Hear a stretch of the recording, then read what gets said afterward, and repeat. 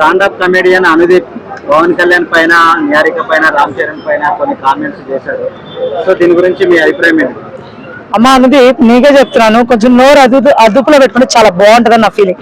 ఎందుకంటే నువ్వు కామెడీ చేయి తప్పలేదు, కానీ ఎవరి మీద పడితే వాళ్ళ మీద చేసినా అనుకో కామెడీ అనేది చాలా వరస్ట్గా ఉంటది. అర్థమవుతుందా? ఎందుకంటే పవన్ కళ్యాణ్ గారి 2 పెళ్లిళ్ళు 3 పెళ్లిళ్ళు నీకు ఎందుకు అసలు నాకు అర్థం కావట్లేదు. నీకు కామెడీ ఇంకేం రాదు అంటే మీరు న్యాచురల్ గా ఏం నవ్వుపించలేరా? మీరు నిహారిక గారి పెళ్లిని తీసుకొచ్చి, అక్క డివోర్స్ తీసుకొచ్చి, మళ్ళీ ఇప్పుడు పవన్ కళ్యాణ్ గారి డివోర్స్ తీసుకొచ్చి ఆ 2 కలిపి మీరే జోకేసుకొని మీరే నవ్వుకొని అది కామెడీ అనుకుని అది కామెడీ అవుతుందా? కామెడీ అంటే న్యాచురల్ గా అనాలి. ఇప్పుడు ఆయన నిజంగా కామెడీ చేయాలంటే ఆయన పద్ధతులు వేసినాక నుంచి ఏ టైంలో బాత్రూమ్కి వెళ్తాడు, ఎలా కూర్చుంటున్నాడు, ఎన్నిసార్లు సౌండ్ వచ్చింది ఎలా చెప్పుకోమనండి. నవ్వుతారేమో అందరూ. ఉన్నది చెప్పండి, మేము కూడా ఎలా చెప్పుకోమనండి అంతే. అంటే మీరు నేనేమన్నా అంటే ఉన్నది చెప్పమన్నారు కదా, ఉన్నది చెప్పాలంటే ఆయన పొద్దు నుంచి లేచి నుంచి ఏం చేస్తారు? ఉన్నది చెప్పమనండి. కామెడీ వేరుద్దామో అవతల జీవితాల గురించి ఎందుకంటే హేళన చేయదు కదా బ్రదర్, అది వాళ్ళ పర్సనల్ లైఫ్ బ్రదర్. ఉన్నది చెప్పడం తప్పలేదు, కానీ పర్సనల్ లైఫ్కి వెళ్ళి చెప్పడం చాలా బాగుంది. అర్థమవుతుందా? మీకు 2 పిల్లలు లేకపోతే వాళ్ళ బాబాయ్ సలహా చందానంగా లేదు. ఇప్పుడు అది ఇంకో మంచి విషయం అయితే వాళ్ళ బాబాయ్ సలహా తీసుకోమంటారా? ఇప్పుడు అదే నిహారిక గారిని ఎవరైనా హెల్ప్ చేయాలనే దాంట్లో పవన్ కళ్యాణ్ గారిని అడుగమ్మా ఎలా హెల్ప్ చేయాలని చెప్పి సరదాగా అడుగులాడుగా దాని మీద కామెడీ చేయలేదుగా.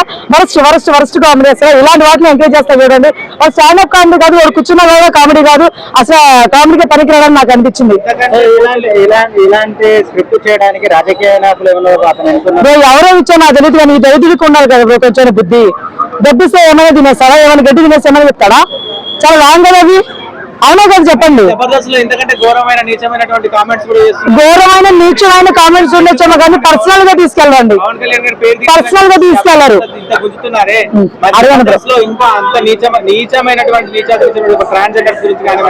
ఒక అమ్మాయిల గురించి కానివ్వండి చాలా వ్యంగ్యంగా మాట్లాడుతున్నారు.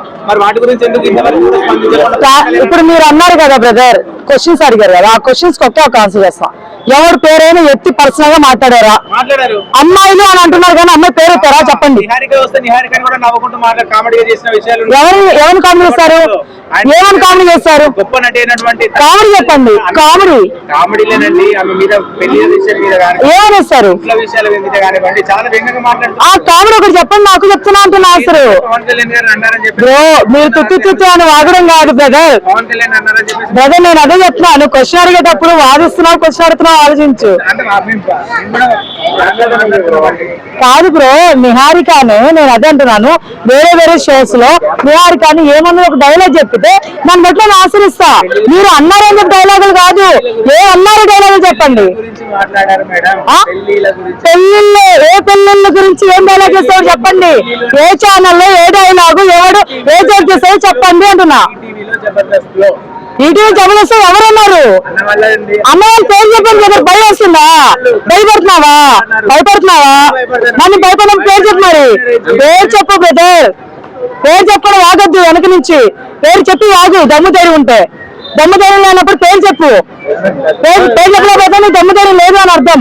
ఇక్కడ ఈ రోజు పవన్ కళ్యాణ్ గారి గురించి, నిహారిక గురించి ఒకరు వచ్చి మాట్లాడారంటే వాళ్ళ పేరుతో సహా అడుగుతున్నాను క్వశ్చన్.